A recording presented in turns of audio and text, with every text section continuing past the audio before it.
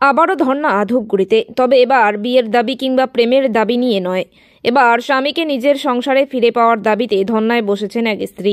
গত ৩ বছর আগে ভালোবেসে পালিয়ে গিয়ে বিয়ে করে ধূপগুড়ি নিবাসী পূজা ও অরূপ। এদিন সকাল নাগাদ ধূপগুড়ি ব্লকের শালবাড়ি স্কুল সংলগ্ন মামা শ্বশুরের বাড়ির সামনে স্বামীকে পুনরায় সংসারে ফিরে পাওয়ার দাবিতে ধর্ণায় বসে ধূপগুড়ি ঝুমুর সংলগ্ন এলাকার পূজা চাঁদ। এদিন ধর্ণায় বসার পর ওই গৃহবধূ অভিযোগ করে বলেন, ভালোবেসে পালিয়ে গিয়ে শিলিগুড়িতে বেশ কিছুদিন থাকার পর ধূপগুড়িতে ফিরে এসে শুরু হয় তাদের সংসার জীবন।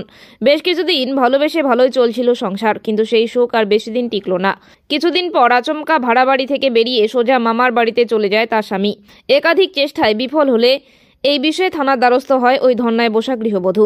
পরে অবশ্য চাপে পড়ে থানা থেকে লিখিত করে স্ত্রীকে নিয়ে ফের সংসার করতে থাকে স্বামী। অভিযোগ উঠেছিল, স্ত্রী নাকি স্বামীকে অত্যাচার করত, মারধর করত, এমনকি মামার বাড়ির চাপেই এমন কথা বলতে বাধ্য হয়েছে সেই যুবক, এমনটাই অভিযোগ ধর্ণায় বসা গৃহবধূর। এরপর আরও দিব্যি কয়েকটা বছর চলে যায়। এরপরই নতুন করে শুরু হয় ঝামেলা।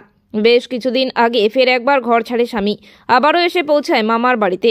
এদিকে মামা শ্বশুরের বাড়িতে এসে স্বামীকে বুঝিয়ে সংসার করার চেষ্টাও করে স্ত্রী, কিন্তু সেই চেষ্টা বিফল হলে এদিন স্বামীর মামা অর্থাৎ তার মামা শ্বশুরের বাড়ির সামনে স্বামীর সাথে পুনরায় সংসার করার তাগিদে ধর্ণায় বসে সেই গৃহবধূ। এই বিষয়ে স্বামীর অভিযোগ, মানসিক ভারসাম্যহীন তার স্ত্রী মানসিক ও শারীরিকভাবে অত্যাচার করত তাকে।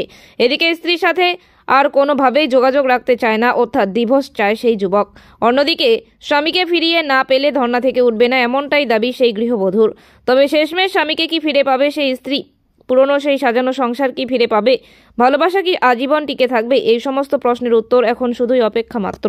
কিসের দাবিতে ধর্ণায় বসছো? আমাকে আমার বর বিয়ে করে 2 বছর সংসার করার পর এখানে মামা বাড়িতে এসে আছে। আমি আমার বরকে চাই। কতদিন ধরে বিচ্ছেদ? আগেও একবার এরকম চলে আসছিল, 4 মাস আসে এখানে ছিল, এই যে আবার এপ্রিলের 5 তারিখে চলে আসছে এখানে। কেন বিচ্ছেদ হতে হলো? ও এখানে এসে বলে, আগের বারও বলছিল যে আমি নাকি অত্যাচার করি, তারপরে পুলিশ স্টেশনে গিয়ে বলছে এগুলা সব মিথ্যা, আমার মামারা শিখাই দিছে, আমি স্বইচ্ছায় আমার বউয়ের সাথে থাকতে চাই, আমার মামারা আমাকে জোরজবরদস্তি নিয়ে গেছিল। তো এগুলা থানায় বলছিল, নিজেও লিখে জমা দিছিল। তো এখন আবার এগুলাই বলে আমি নাকি অত্যাচার করি। কতদিন আগে বিয়ে হয়েছিল? বিয়ে আমাদের আগস্টের 9 তারিখ 2022। কি দুই পরিবারের পক্ষ থেকে কি বিয়ে দেওয়া হয়েছিল? না, আমাদের লাভ ম্যারেজ। তারপর কি হলো? তারপরে আমরা শিলিগুড়িতে 9 মাস ভাড়া ছিলাম। ওখানে যাবতীয় আমার সব বাবাই দেখছিল, সংসার খরচা যাবতীয় যা লাগে। তারপরে হচ্ছে আমরা ওখান থেকে ধূপগুড়িতে আসলাম। ধূপগুড়িতে আসার পর কয়েকদিন থাকার পর বাবা ঘর ভাড়া ঠিক করে দেওয়া হলো। থাকার পর ও চলে আসছিল এখানে, এসে 4 মাস ছিল। 4 মাস থাকার পর আমাদের বাড়ি গেছিল। বাড়ি গিয়ে বলে আমার মামারা আমাকে জোরজবরদস্তি উঠায় নিয়ে গেছে, আমি তোমার সাথে থাকতে চাই। ঠিক আছে, তারপরে নিজে লিখলো, খাতায় লিখলো যে আমি আমার বউয়ের সাথে স্বেচ্ছায় সংসার করতে চাই। আমার মামারা আমাকে সব শিখায় বলছে, ওগুলো আমি বলছি। তারপরে থানায় গিয়ে এগুলো বললো যে আমি আমার স্ত্রীর সঙ্গে স্বেচ্ছায় সংসার করতে চাই। এই যে আবার এখন চলে আসছে। কি নাম তার? স্বামীর নাম কি? অরূপ তালুকদার। তোমার নাম? পূজা চন্দ্র। এখন কোথায় ধর্ণায় বসছো? ওর মামা বাড়িতে, এখানেই আছে। ছেলের বাড়ি? ছেলের বাড়ি শালবাড়ি, ধূপগুড়ি সিনেমা হলপাড়া।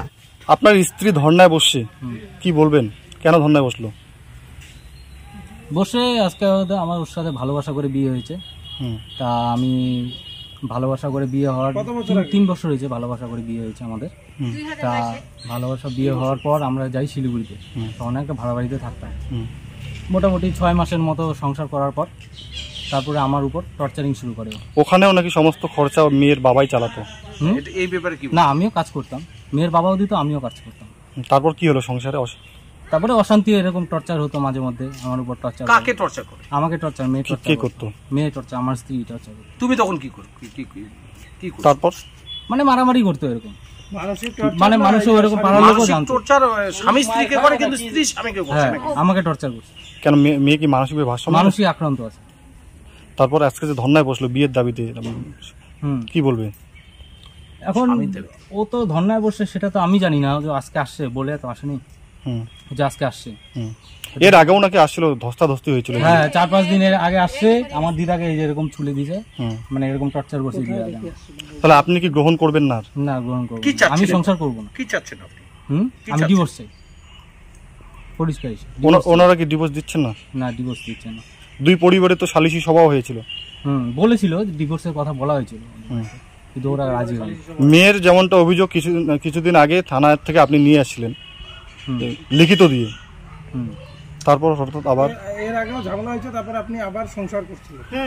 ট্রাই করেছিলাম তারপরে আবার একইভাবে আমাকে অত্যাচার করে। আচ্ছা, তোমার নাম অরূপ তালুকদার। বাড়ি কোথায় তোমার? বাড়ি সিনেমাপাড়া অরবিন্দ। কোথায় ধর্নায় বসছে? মামার বাড়িতে আমার। নামি দামি কোম্পানির মুঠোফোনের বিশ্বস্ত প্রতিষ্ঠান কুল ক্লাব মোবাইল শপ। এখানে আপনি সহজ কিস্তিতে 0% সুদে OnePlus, Samsung, Vivo, Oppo, Realme, Tecno, Nokia, Infinix এর মতো নামি দামি কোম্পানির সব ধরনের স্মার্টফোন কিনতে পারবেন। এছাড়া ছোট কিপ্যাড ফোন সহ রয়েছে ফোনের অ্যাক্সেসরিজ এর বিপুল সম্ভার। আমাদের কাছে পাবেন অনলাইন ক্লাসের জন্য উন্নত মানের অ্যাক্সেসরিজও। আমরা ফোন বিক্রির সাথে ক্রেতাদের 100% সার্ভিসও দিয়ে থাকি। তাই নতুন ফোন কেনার জন্য আজই আসুন কুল ক্লাব মোবাইল শপে, কামারপাড়া বর্ধন প্রাঙ্গণের বিপরীত দিকে।